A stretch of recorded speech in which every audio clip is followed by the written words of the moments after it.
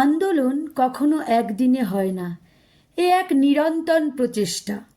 কাল রাত দখল করতে সব মেয়েরা বেরিয়েছিল, আমিও তাদেরই মধ্যে একজন।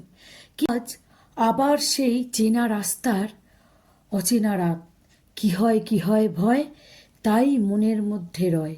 আন্দোলন কখনো একদিনে হয় না, এ এক নিরন্তর প্রচেষ্টা।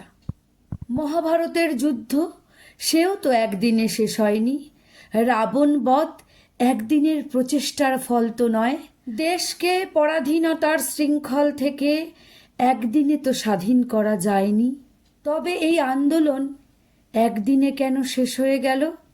মেয়েরা কেন একদিনই রাত দখল করলো?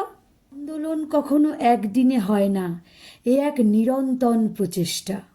অভয়া নির্ভয়ারা সেই আদি অনন্ত কাল থেকে আজও নিপীড়িত, লাঞ্ছিত, ধর্ষিত, তা ক্রমশ বেড়েই যাচ্ছে। তাই আন্দোলন কখনো একদিনে হয় না, এ এক নিরন্তর প্রচেষ্টা।